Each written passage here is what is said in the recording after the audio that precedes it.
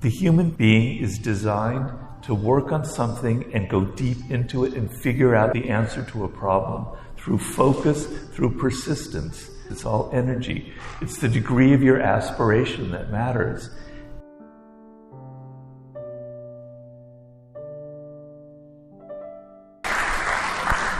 Hello, Seattle.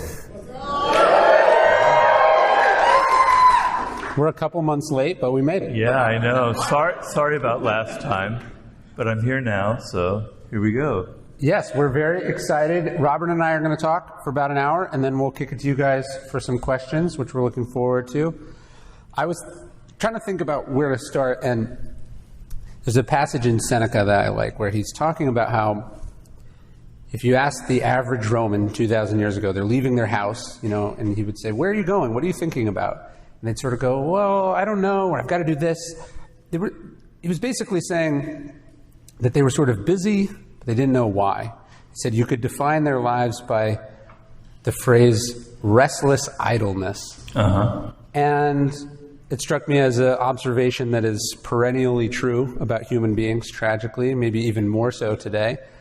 And it feels like what I have taken from your books over the years is sort of the antidote to that. How to really think about what you're doing, how to be strategic about what you're doing, and also how to be aware and alert to what other people are doing and why. Does that make sense to you?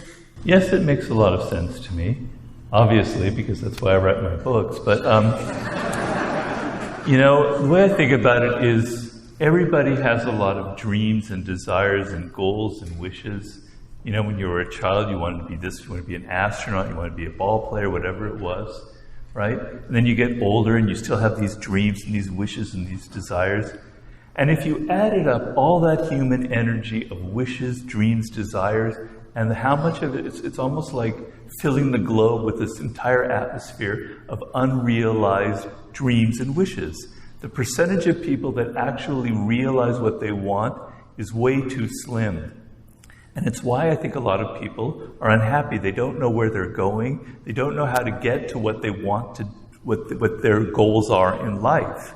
And so, to me, the idea is you have to have like a sense of strategy. You have to think of how to get to your goals and not just have your dreams and your wishes. And strategy involves all aspects of life, right? So, you want to have love in your life. I know people got really upset with the Art of Seduction. They said, do I really have to think of seduction and love in this way? But yes, it actually yields results. You don't have to be Machiavellian when it comes to things like that, but a little strategy goes a long way in your career, in dealing with your children, in dealing with people in general. I consider strategy the bridge between that desire for something that you want in life and actually reaching it. And a lot of people think, oh, strategy, it's so boring. It's such a boring subject. But strategy is actually incredibly exciting. And, the god of strategy is actually a goddess, is Athena. And Athena is this amazingly weird creature who created this whole new form of human wisdom.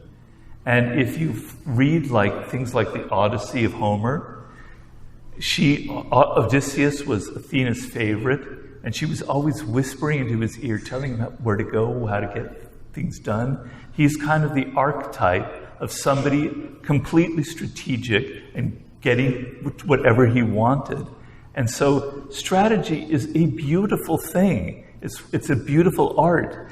And it's not just has to do with warfare and military. It encompasses everything that you want and realizing those goals and those things that are the most important to you in life. And, dealing with people can be very difficult and complicated because people wear masks. They pretend to be something. They pretend, I love your screenplay. That latest song you wrote, it's fantastic. You look incredible, but they don't mean a word of what they're saying. And you're dealing with this all the time. You have to be able to read people. You have to be able to step back with a level of detachment and go, this is what's really going on behind some of those masks and some of that fakeness. So you have to be strategic, not just in manipulating people. I know that's a theme in my books, but just in understanding them and getting into their psychology and figuring out what's really behind their behavior. Well, you have to start by figuring out what you want, like what your life's task is, as you call it, or what your sort of end state is, which is obviously something that not a lot of people do or not enough people do. And then perhaps where our works intersect is, then once you figure that out, it's not like life necessarily cooperates or you just get what you want. Obstacles appear. Other people are obstacles. I think it's important, I wrote The Obstacle is the Way, and I'm using that passage from Marcus Aurelius about how the things that block us can actually help us advance. But what Marcus is specifically talking about, in that passage I generalize it, but what he was specifically talking about was the people who try to obstruct us. The obnoxious, the annoying, the jealous, the manipulative, these people get in our way. Some of those people, they do it because they love us. They say, oh, it's too risky, it's scary, or what if you did this instead? Isn't this safer? Then there's the people who are competing with us or the people who don't like us. So, the reason you have to be strategic is that once you figure it out, you still have to get over all of these things, because if it was easy, if it was simple, if it was straightforward, it would just happen for everyone, and that's not how it goes. Yeah, but the key to everything here is actually being strategic with yourself and looking at yourself and being honest with yourself. So if you figure out what your life's task is, if you figure out I was meant to start a business or to write a book or whatever, and it really connects to you, and you have a great love and excitement about it, then when people are being political and they're trying to distract you or they're giving you bad advice, you have the energy to move past it. But if you're filled with doubts and insecurities, if you go, I kind of want to write a book, but maybe I want to start my own restaurant, or maybe I want to write poetry, or maybe I want to be a rock star, it's never going to add up to anything, right? And then when people come up with their bad ideas, or they're political, or they're envious, you'll fall for it. So you have to have a real good, solid sense of who you are, what makes you different, and what you love. I know I had that. I made a lot of mistakes in my life, believe me, but I loved words and writing. And I had a lot of people tell me, Robert, you're never going to be a writer. You don't know what you're doing. Go to business school, go to law school, give it up. I wouldn't give it up because I had that intense connection to what I consider my life's task. I think that's an important thing. It's when you figure out what you want, you're going to say yes to that. To say yes to something inherently means saying no to a lot of other things. I think that's a problem people have. They want to have their cake and eat it too. They want to do this and all these other things. And really, to be great at something, to achieve mastery in it, it requires a sort of a singular focus and commitment. Not just no to all the little piddly things that come up or the distractions of your phone, but also no to pursuing multiple strategies simultaneously, which is probably the ultimate strategic error, right? You say dividing your forces, right? Trying to do two contradictory things or confusing things at the same time is the big strategic error that we make. We don't say no to the things that are not our main thing. Right. I was planning to write another book, actually before I'm writing the book that I am writing. It was going to be called The Power of Negative Thinking. And the idea is a lot of what works in life is what you don't do, or the things you don't decide to take, the people you don't have a relationship, the bad bosses that you decide not to work with, right? The career paths that will lead nowhere. So the ability to be able to say no, to say this is what I hate, this is what I don't want in life, is very, very, very powerful, And nowadays, all of us are facing this incredible global disease, which is way too much information inundating us. I don't think there's ever been a situation like that in the history of mankind. And it doesn't play well with our psychology. And power in the world today comes from knowing what to ignore, what to say no to, what not to let into your brain, so that you can have space in that brain of yours, that very special gray matter that's stuck in your head. You have space in it for actual things that are really important. So the ability to say, I don't need to know this. I don't need to read that website. I don't need to know about this celebrity's personal, affairs, et cetera, is a critical skill. I want to come back to that because something else you said really struck me is the power of knowing what you really don't want, what makes you miserable, what's not your sort of thing is really important. I remember when I was at American Apparel, every year I would go, and there was this conference in New York every year called Ad Week, and all the sort of ad buyers and ad sellers would come, and they always had these cool speakers. And I remember I went the first year, and I was just excited to be somewhere. And then the second year I was there, and I remember looking around and seeing that I was the youngest person there, which I thought was cool. And then I looked around, and I was the only one not wearing a suit. And these were all still not wearing a suit. Well, this goes I've never seen you wear a suit. This is going to what I'm saying. Even at your wedding, you didn't wear a suit. I definitely wore a suit at my wedding. That's probably the only time I've worn one since. But yeah, I looked around, and everyone was in a suit, and I thought, it struck me, if I keep coming every year, one day I'm going to be in a suit. And I thought, I just didn't want to be like these people. I mean, no offense to them, but that's just the opposite of what I wanted in my life. And so I said, I got to not just I have to stop coming, I have to leave this job. I can only fool myself for so long that these things that I'm doing are preparing and setting me up for then the moment where you make the leap. And so knowing what you don't want, tasting it a little bit, getting close, but then you ultimately have to make the sort of interaction with boldness, right? You have to go, okay, I'm out. I'm not going to do it. And sometimes having that sort of burning aversion to something can help put you on the path to the thing you're meant to do. Burning what? The burning aversion. Like, I hate this. Maybe I didn't exactly knew what I wanted, but I knew what I didn't want. And that was the power of elimination inherently is concentrating your forces in one direction. Yeah, I'm really glad you didn't end up wearing that suit. That's great. I know for me, I had 50 different jobs before I wrote the 48 Laws of Power. I had some of the worst jobs you can possibly imagine. And this was all sort of the soil in which the 48 Laws of Power kind of grew. But I ended up realizing I hate working for other people. Yeah. I hate their politicking. I hate their egos.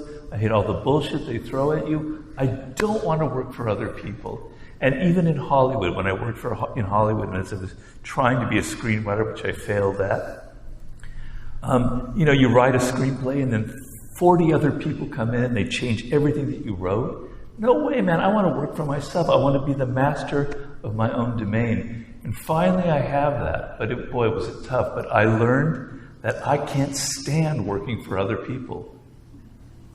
Yeah, and that you only have one life. Yeah. And are you going to spend it doing something that you don't like, that isn't that task because it pays well, because your parents think it's better, because there's that idea from René Girard, the philosopher, who basically says, because we don't know what we want what other people want. Yes. And mimetic desire. Yeah, the ability, mimetic desire is an inherently human tendency, but I think one of the beginnings of strategy and the beginning of taking ownership of your own life is to see when you're being mimetic and to stop, to be truly an independent thinker, to know yourself, as opposed to just knowing what people are supposed to do. People are supposed to go to college. You're supposed to get a well-paying job. You're supposed to move to New York or Los Angeles or one of these. And you have to know, hey, is that making me happy? Is that what my talents are suited for? Is this, I've been saying, look, each and every person is inherently unique. You have a strand of DNA that's never existed before, will never exist again. Yeah. And also your experiences, who your parents were, the moment you're born, none of that's ever happened before. And so we have this incredible gift that we were given at birth, and the thing that most of us do with that gift is we try to make ourselves like other people. We throw that gift away, and the best thing to do is you have a monopoly over you as a person. Don't go into more competitive waters. Seize that monopoly and make the most of what you have. Yeah, very well put. Yeah, I didn't want to imply that it's some sort of sin to work for other people, because a lot of people don't have that choice. So don't get me wrong on that score. Or maybe they enjoy that. Some people enjoy working on someone else's vision, or there's many, everyone has their own unique thing. It's completely legitimate. It just wasn't for me personally. But some people like wearing suits. What's that? Some people like wearing suits. Exactly. Yeah, but you know, it's really hard in the world today to do this. I compare what Ryan's talking about to this little voice in your head. So when you were 3 or 4 years old, if you can think back that far, you had this little voice in your head that was saying, I love this. And it was very basic and primitive. You could probably relate to that with your own children. It's not like I want to be, you know, president. Well, it would be I want to be president, but I want to write this kind of book. It was something very concrete and physical. I like these colors. I like this particular smell, or these sort of things. I like being around people. For me, it was words, and just the sensual aspect of a word just fascinated me, right? You hear this voice in your head saying, this is what I love, this is what's great. And then you're 7 years old, and suddenly your teachers are telling you this is what's important in life. And then your friends are telling you this is what's cool, what's not cool. You get into adolescence. Slowly but surely that voice, it's really harder and harder and harder to hear, because it's drowned out by all the other voices. And that's been the story throughout history.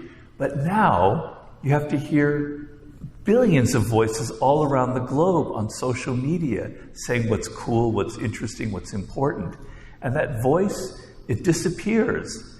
And I get a lot of people who come to me, they read Mastery and they go, I really want that life's task. I have no idea. And we have to go through this kind of archaeological dig into their earliest years until we find it and uncover it again.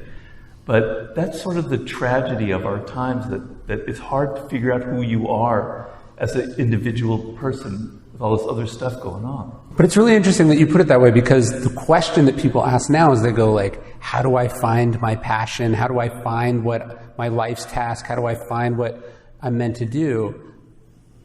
But what I take from your work is that it's actually the opposite. You already know. It's already there. You've been thinking about this. It's been inside you from maybe even your earliest days. And so it's really more of an uncovering or a looking backwards. It's not you have to go out and experiment and explore. You were doing that earlier in your life, and then people told you no, or you told yourself that that wasn't feasible or practical, or you weren't good enough. So you already actually know that. And it's really about going back to that. I mean, that was... I wanted to be a writer. I knew that I loved books. I loved books. And I loved writers. I just don't think I knew that I could be one, or I believed that I could be one.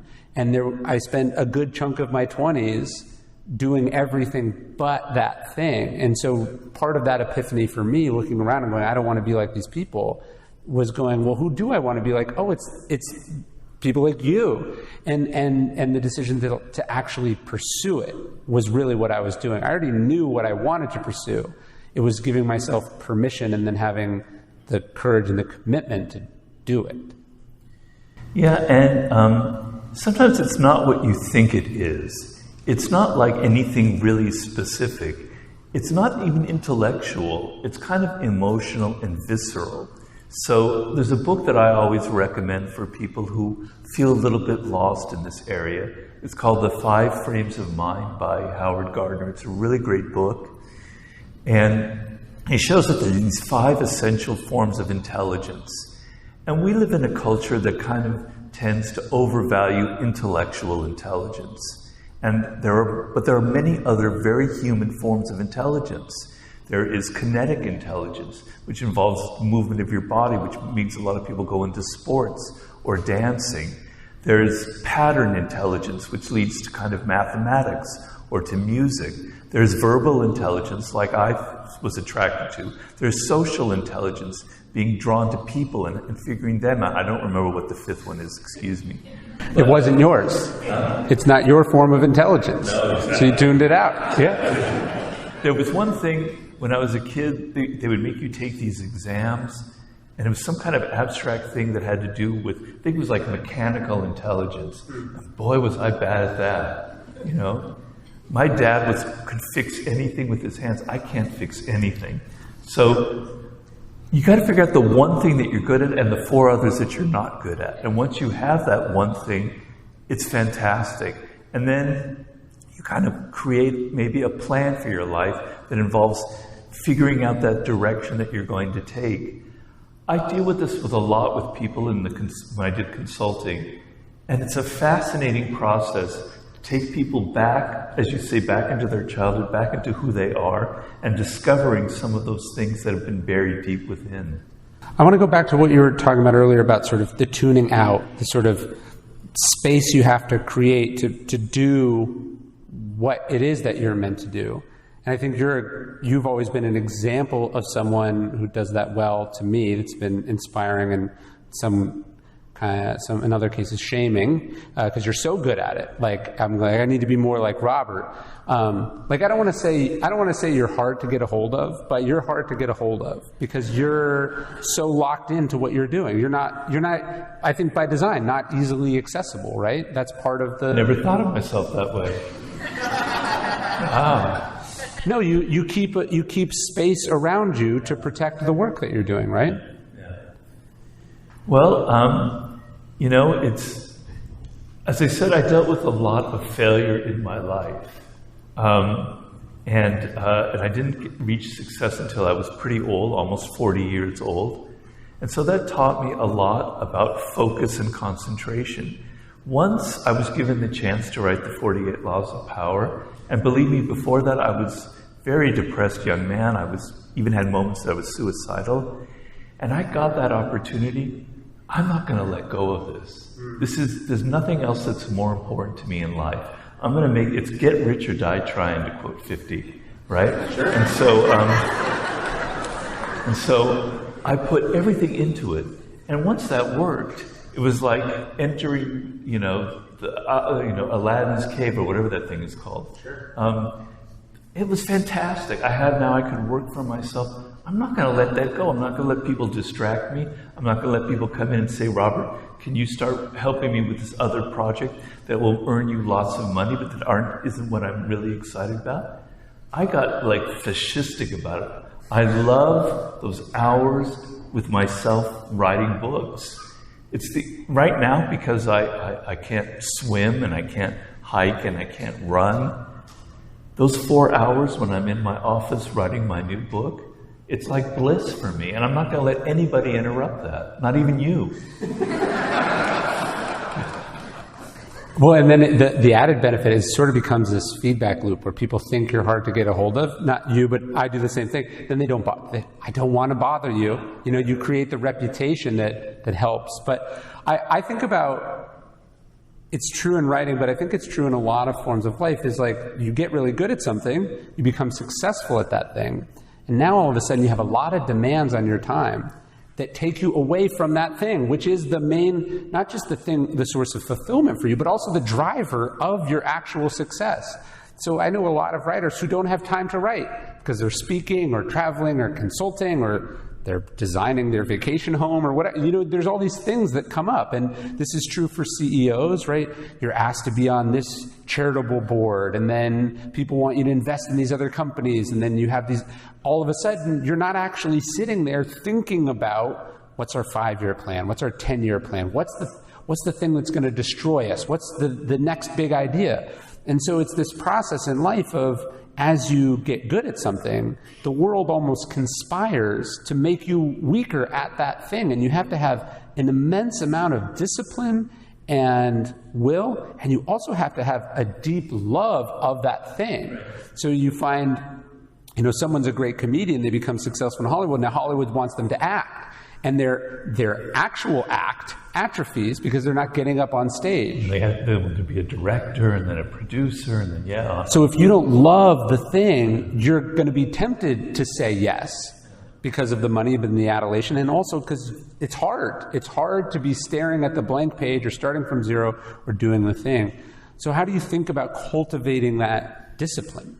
Well, I know that probably one of the most important life skills that anybody can develop is focus and concentration. I know when I try and figure out an idea for a book that I'm writing, and I give it an hour, and then I distract and I go away, I lose something. But if I dig for 4 or 5 hours for 10 days into this one problem, like a madman, obsessed with it, I get somewhere. I get some truth to it. And Steve Jobs, person that we venerate, he was the master of that. Unfortunately, the person who ironically created the iPhone that's driving us all crazy, but he would close his door, leave me alone for 24 hours. I'm going to think this through. You don't realize the power that you have with your brain when you focus on something simple for enough time. It's like a drill boring into a piece of wood. You got to keep on boring and boring and boring until you get all the way through. It's almost impossible these days, and it's why I find a lot of books are quite frankly not very good, and I'm not trying to elevate myself in comparison, but the sales do that enough. The sales make the statement about how much better your books are, so I think we're good. But I could see that. I could feel the writer being distracted. I could feel him. It's surface level. Vacation home. Yes. I can feel him doing something. The thing doesn't have that energy that pushes all the way through. Yeah. Yeah, it's Cal Newport calls it deep work, the ability to do deep work. What's that? Cal Newport, he's great. I think you would like him, but he does great stuff. But he calls it deep work, and that if you're a knowledge worker, which most people are these days, right?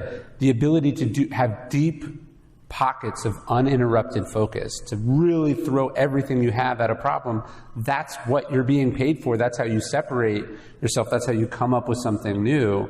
And yeah, people aren't willing to do it, or they're not trained enough to do it, and it shows in the final product.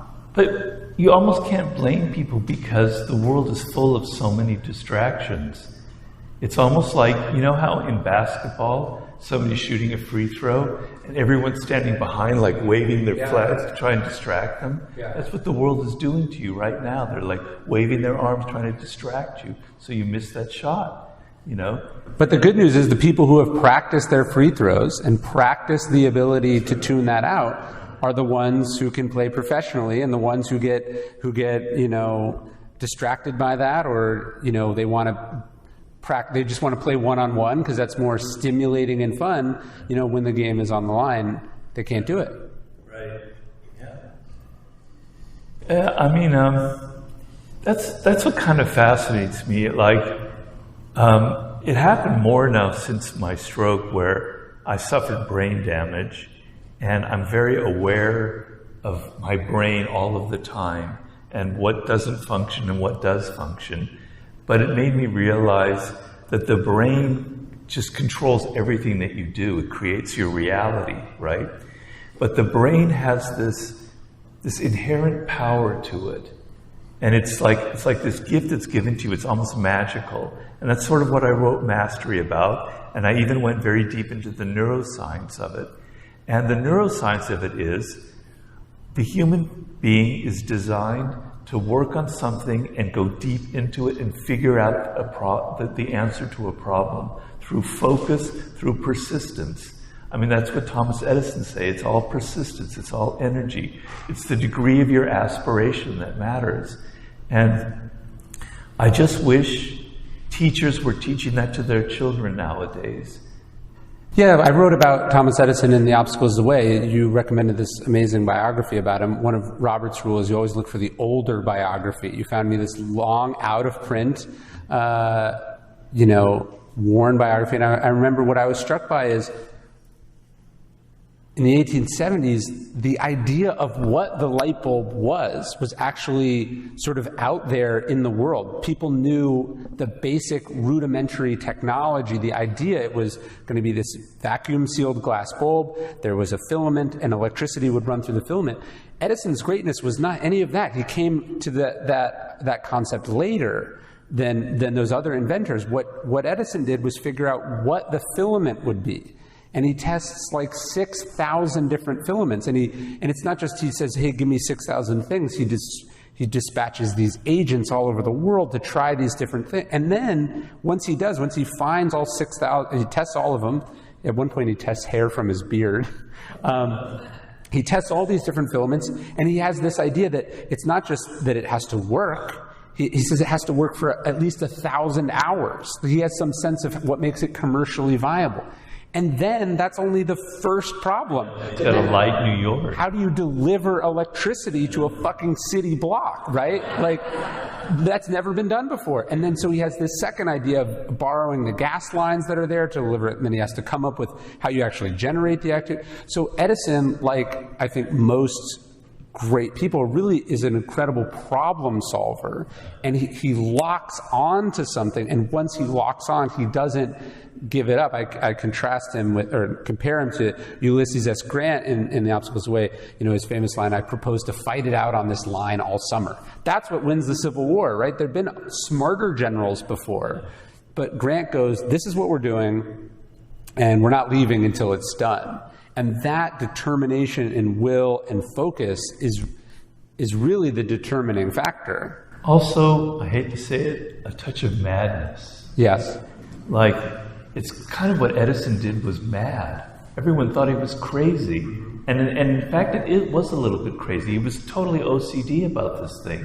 But having a little touch of madness, where it is kind of also boldness, where you're willing to do something that everyone's laughing at, that they think that you can't do, and you pull it off. So it's not all just rationality and thinking. It's energy and a sense of madness and boldness, like I'm going to do something that nobody else has done before. Well, and that madness is a double-edged sword, Edison being a great example of it. Doesn't he waste like a decade of his life with these experiments with like cement or something? Like he would sometimes go down blind alleys, right? So that determination, you're pushing past the doubts, the reservations, the overwhelming evidence. Sometimes it works, sometimes it doesn't. But ultimately, if you're trying to solve complex, entrenched problems, you have to be so fascinated and love it. Like when I talk to people, they say, I want to write a book. I go, that's not enough. Want is not enough. I say you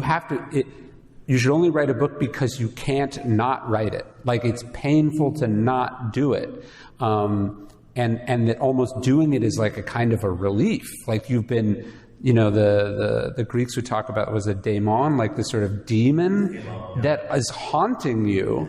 And I mean, sometimes it's guiding you, but it's also, it's a demon, it's there, and you've been touched by that madness. Yeah, very much so. So one last thing on distraction. I feel like one of the ways you combat the distraction, you lock in the task, I think it's also partly how you design your days, your life, your routine. So it's not just you just wake up and you're great at what you do, but I think, I know a little bit about your daily routine. Like for me, it's about waking up early. I don't get sucked into my phone. I go outside. I take a walk. I do my journaling. For me, it's walking myself into that kind of creative, concentrative stillness, paradoxically, often with a form of movement. Then the exercise I do later in the day. The way I design my days is what's creating both the mindset and the time to throw myself at these problems day in and day out.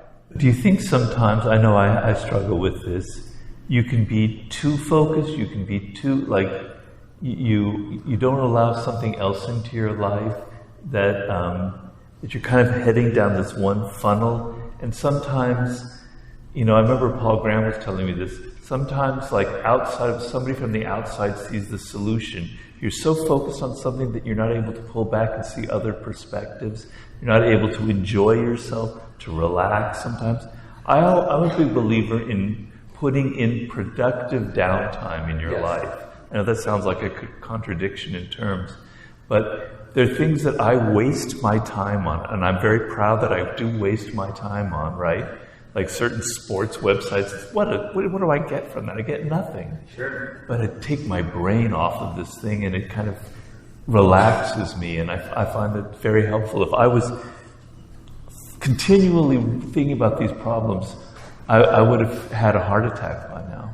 Yeah, it's funny. I experienced that in two ways. One, it'll be like, I'm going to go read this book for fun. Like this book, I'm going to read another book about the Civil War because I'm fascinated by it. That does not work. Well, no. And then inevitably I find stuff that it's perfect. Like I was trying not to look. There's no fun reading anymore once you're a writer. Everything is material. Let's talk about that because it's one of the best pieces of advice you ever gave me. But the other way sometimes I think about it, I go like, what have been some of the biggest breakthroughs in my life and my career? They've been like relationships that I've had. I've met someone and they helped me solve a problem, or they introduced me to someone, and I go, well, where did I meet those people? It's like I went to an event, I went to a dinner, I answered an email, right? So it was these sort of serendipitous encounters. And yet now, to be focused, I'm saying no to all those things. I'm tuning all those things out. So you're actually closing yourself off to some of the serendipity. And so you can't be so monk-like that you shut yourself off. One of the laws in the 48 Laws of Power is don't build fortresses around yourself, right?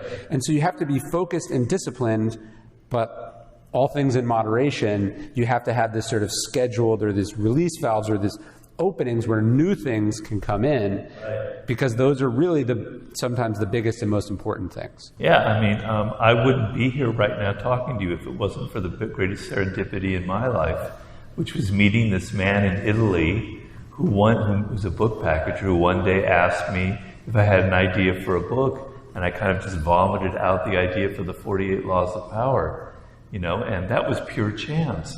And I took this job in Italy, and everyone would say, Robert, you can't afford to do that. What are you doing? That's insane. What's this job going to lead to? But I did it because I was younger and I was crazier than I am now. And I did it, and I met this man, and it changed my life. Well, one of the best pieces of advice you gave me, and you just said it here, but I think it was one of the most stoic things that I had heard from you. Mark Aurelius talks about how the obstacle is the way. We turn obstacles to our advantage. We use them as fuel. This idea of Amor Fati, you sort of embrace it all. One of the great advantages of being a writer, being a creative person, is in exactly what you just said, which is that it's all material. So the worst things that happen to you, you told me, whether it's breakup or an accident, a stroke, geopolitical events, all your money is stolen, these things that you would never choose to have happen to you, artists have this superpower, this secret hack, which is as devastating and terrible and unfair and surprising as it is, you can use it. Great art can come from it. And I think this is also true if you're a CEO, a leader, a parent. These things are actually opportunities for you to teach a lesson, to learn something, to grow, to do something you couldn't ordinarily do. Well, that's Amor Fati. It's all material. Yeah. What was I going to say? My brain just evaporated on me for a moment. I had some brilliant idea, and now I can't remember it.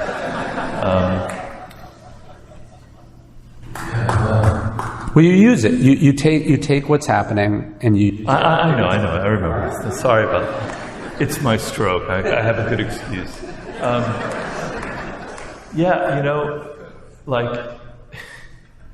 I guess there's a slight malicious side to me that I must confess to, right? The naughty little boy part of me. And here I had all of these people who kind of manipulated me and were mean to me before I had success. Sure. And I just used them for the 48 Laws of Power. And I even thanked them in the acknowledgments for giving me all of this lessons and all of this shit that I could write about, right? Yeah. And so now, people who are still kind of mean or bitchy to me, they don't realize that they're giving me the chance to include them in another book. Right? How stupid is that? No, I think about that like something happens, I don't know, I have to fire someone, or I find out someone did something to me, or I make a mistake. I have a really bad day. I just go, if I can get a Daily Stoic email out of this, it's worth it. That was actually there's this great passage in Seneca. He's saying that, obviously the saying death and taxes goes back a long ways, right? And he's saying that there are all sorts of taxes in life. Of course. That's what the Roman Empire was. It was a tax levying system of its colonies, right? But anyways, he's saying that like delays are a tax on travel. Annoying people are a tax of living in a city. Death is a tax on life. He's saying you pay the taxes of life gladly, right? Because nothing is free and there's a cost attached to all of these things, right? The more money you make, the more taxes you pay. That's just how it works. And so I try to go, these things are just taxes on people not liking you, as a tax of being successful, right? Bad press is a tax on, doing interesting things, right? So understanding that there's this sort of cost to all of it, and you don't resent it, you don't fight it, you don't sit there lamenting how unfair it is. Oh, why me? Why not someone else? It didn't happen to this person. To me, what Amor Fati is, what paying the taxes of life is, what it's all material is, it's just the idea of this is what happened. Here's how I'm going to use it. This is what I have to pay to get it. And then you move on. The less time you spend dwelling, blaming, having opinions about it, that's taking you away from transforming it into a material or your next project or whatever it is. Well, I obviously very deeply believe that. But then I was kind of confronted with my own hypocrisy or my own limits when I had my stroke. Sure. Because I had moments where I felt a lot of pity for myself. Like, why me? All of these things that I love are taken away from me. I hated life. I hated my condition. I hated not being able to do things that normal people can do. And I was confronted with the fact that I write about this, but I'm not living it. Kierkegaard wrote that philosophers are people who create this incredibly beautiful building and then they live in the little doghouse next to it, right? So I was living, I wasn't being, but then I've struggled with it and I've worked through and I've found a way to get past it. But I just want to say that it's not, sometimes Amor Fati is easy when the obstacle is like somebody being mean to you or being fired. But when you face something like a horrible health thing or somebody dies in your life, it's not easy. But nothing in life is supposed to be easy. That Amor Fati or loving your fate is a struggle. And you have to be aware of that and not get down on yourself and just work past it. And for me, the Amor Fati is, hey, I'm alive. I'm not dead. That's better than being, it's better than being dead. Mm-hmm. So, and I think about that every single day. So, Well, it's all very simple, but simple is not the same as easy, And you're talking to a guy who has stillness is the key, ego is the enemy, and the obstacle is the way tattooed on his arm. I know the ideas, I believe in the ideas, but then actually fucking doing it day in and day out is the really hard part, right? Especially if you don't think anyone's watching. Yeah. What do you think I should have tattooed on my arm? I don't have any tattoos. It's all material. Oh, yeah, that's good.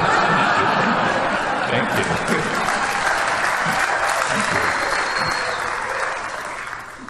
What else do you think we should talk about? Well, let's see here. I was very interested. Something kind of struck me the other day.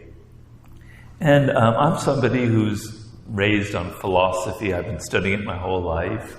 And I'm particularly Western philosophy, but I'm very fascinated with Eastern philosophy and religions.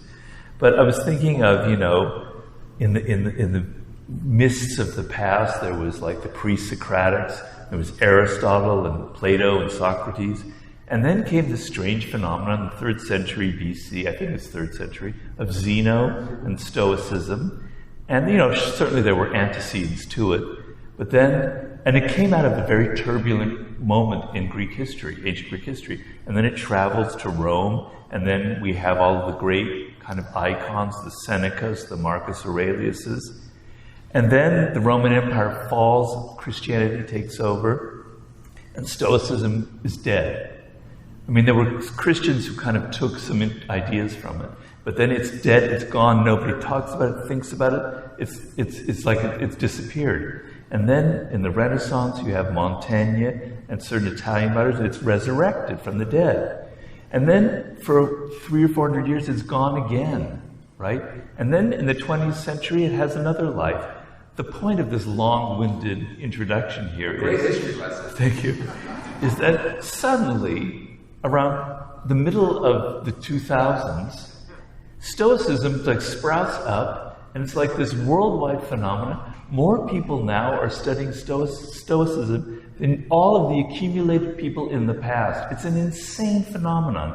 People aren't studying existentialism. They're not studying Plato. They're studying Stoicism.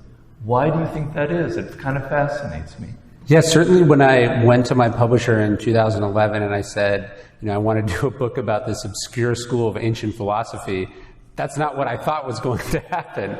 That would have been insane. They should have paid me a lot more money if any of us had any idea, But there's a quote I came across from Flaubert, of all people, and he was saying, he was looking at the same arc of history you were, and he said, he's not totally right, so his history lesson is a little inaccurate, but he said, between Cicero and Marcus Aurelius, he said, when the gods had ceased to be and Christ had not yet come, again, he's not right historically, the math isn't right, he says, there was a moment where man stood alone in the universe. Right? So the old ways were breaking down and the sort of new Christian world had not yet fully emerged. And people said, well, how is a person supposed to live? Right? What is a good life? What should I do? What should I not do? They needed a code for living, an operating system, although, of course, they wouldn't have understood that metaphor. But they needed something.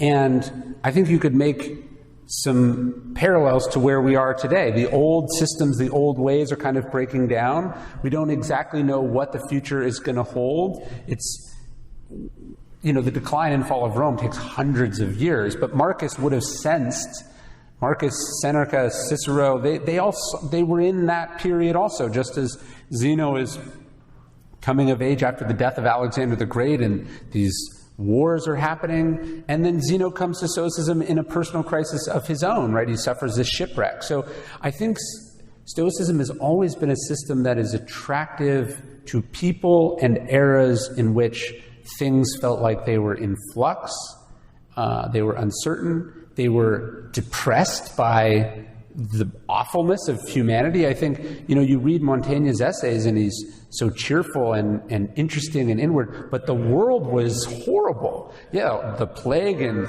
civil wars. And so he was looking inward, a retreat from the world, it was a reaction against the world. And I do think that that's a part of the appeal of Stoicism. The reason it's perennial is because that is also a perennial part of human history and the experience. So I think that's part of it. Yeah, I think that's part of it. I think you know better than anyone. But also I think it's a little bit more extreme now in some ways. So humans, by our nature, we want a degree of control because we're conscious animals. We're aware that we're going to die. And the sense of not having control, of being powerless, which is a theme I write a lot about, is unbearable to us. We want control.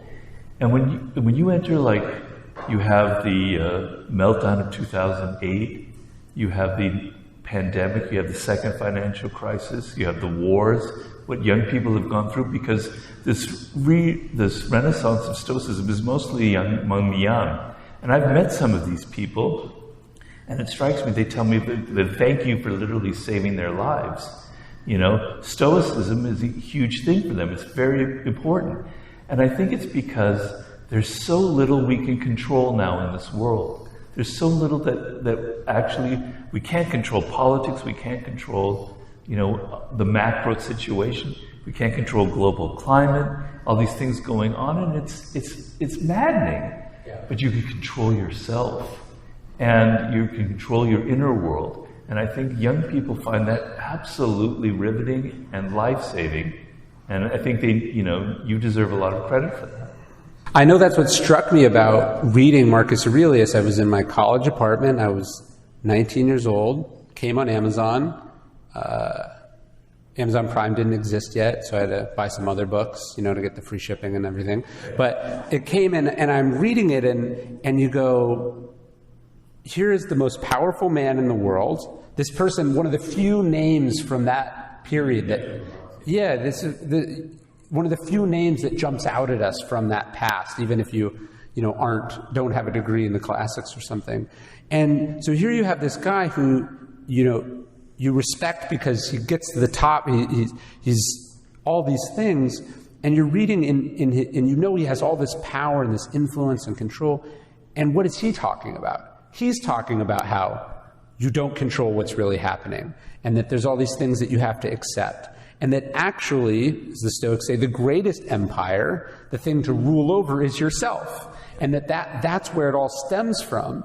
And that it's such a perfect coinciding of the message and the messenger, because, you know, unlike basically every other book or every other philosophy ever put down, Marcus isn't trying to convince you of anything.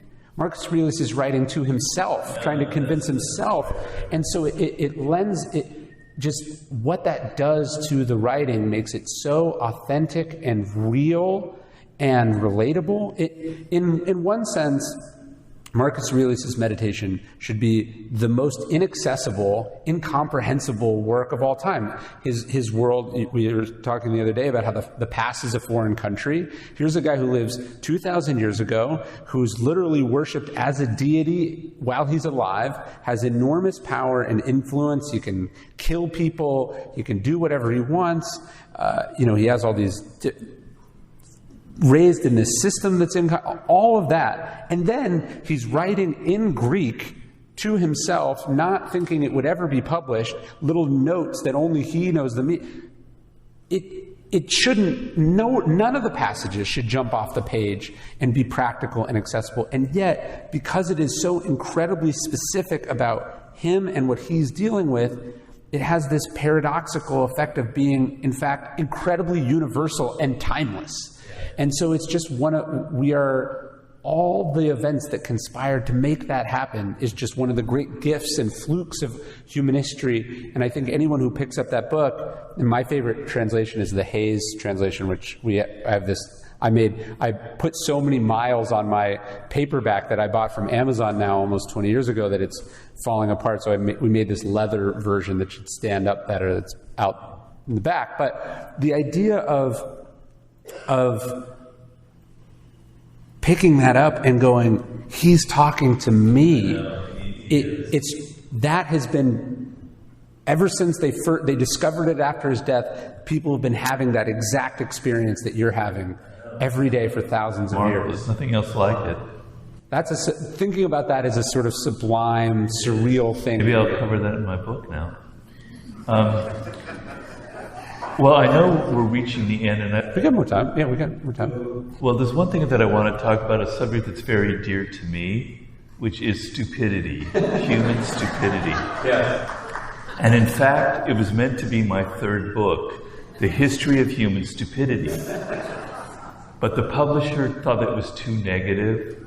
And then I also thought, well, they probably need like 10 volumes for it.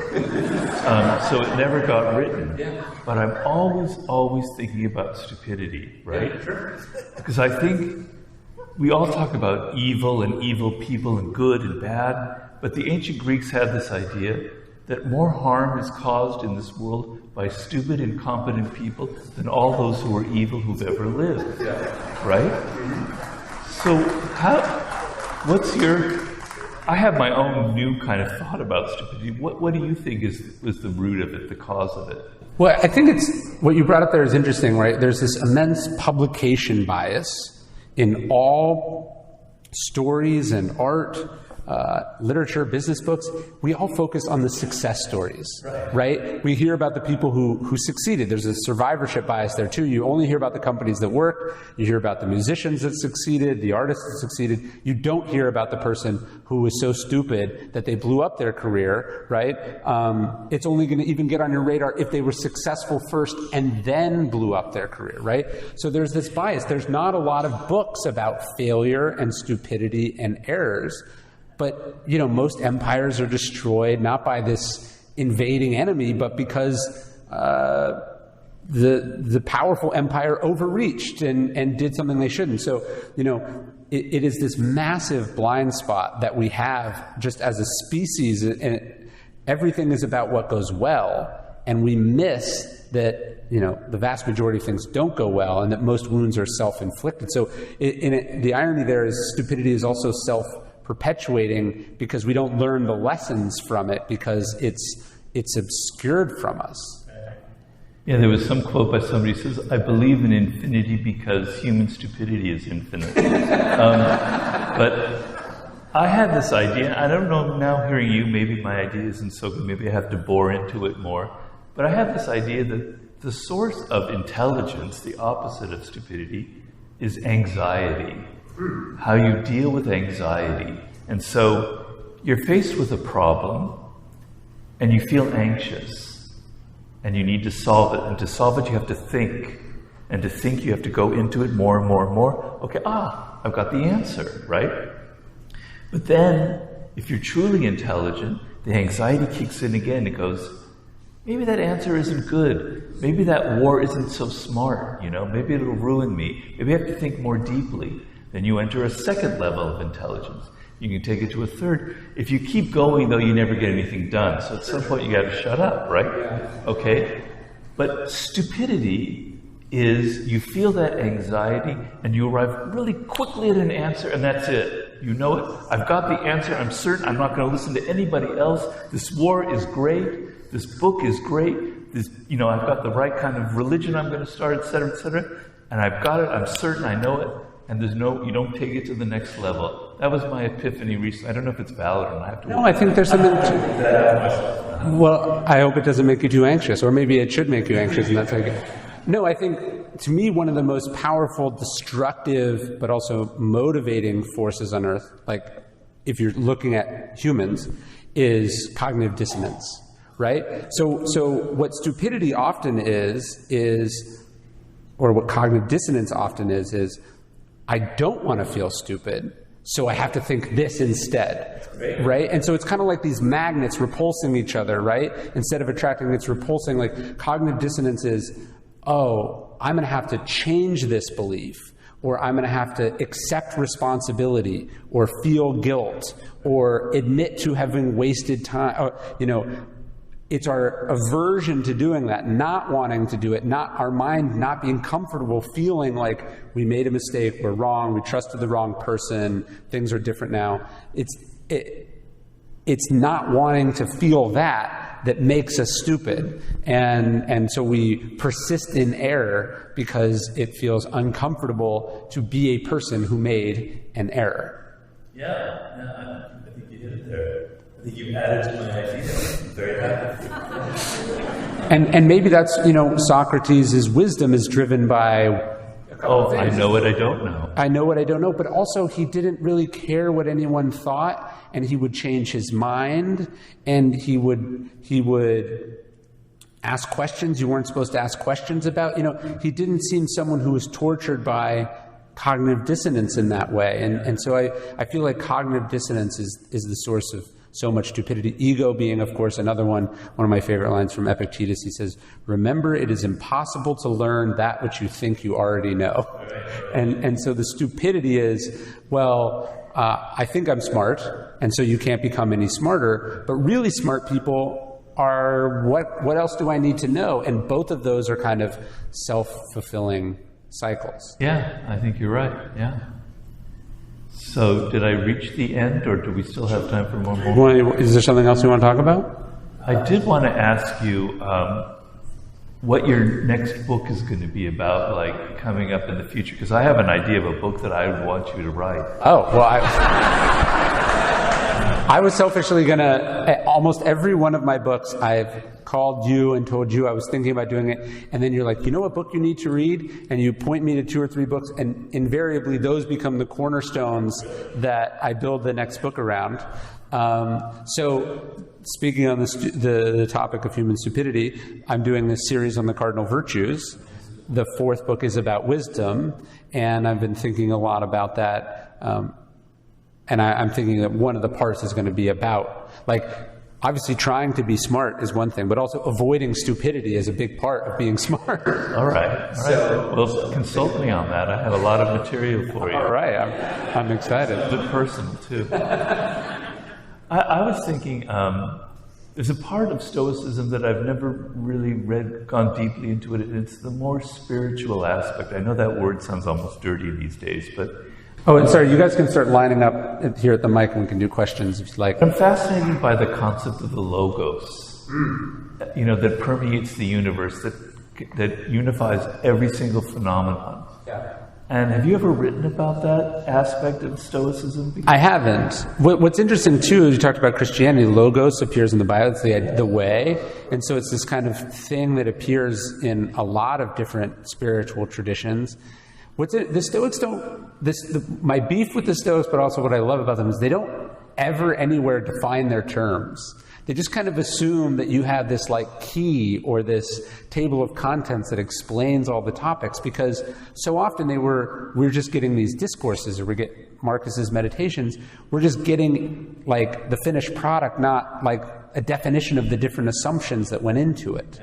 And so I don't have a great definition of the logos, but I do think it's this kind of idea, in 12-step groups, they talk about the higher power. It doesn't necessarily have to be a being, or it just has to, it's the acceptance that you are not the higher power, right? That there's something happening in the world, in the universe, that life has its sort of own rhythm, and that we're kind of just along for that ride. That's one of the ways that I think about the logos. And when the Stoics talk about living in accordance with nature, living in the rhythm of the logos, I think a lot of it is just this acceptance of, hey, you're not driving the car here. Or in their case, one of the metaphors that the Stoics use is they say that the logos is like a cart, right? A cart that's traveling down a road. Like being pulled by a horse or something, and that we're a dog tied to the cart. And so we can't stop the cart, we can't change the direction of the cart, but we can choose whether we are going to trot cheerfully alongside or whether they're going to lay down and be dragged. And those are our choices as people in the world. Well, do you think there could be a book there? Maybe. I'm booked out to the end of the decade, it looks like, but maybe next time. All right. Well, ask me when you're ready to write that book. Right.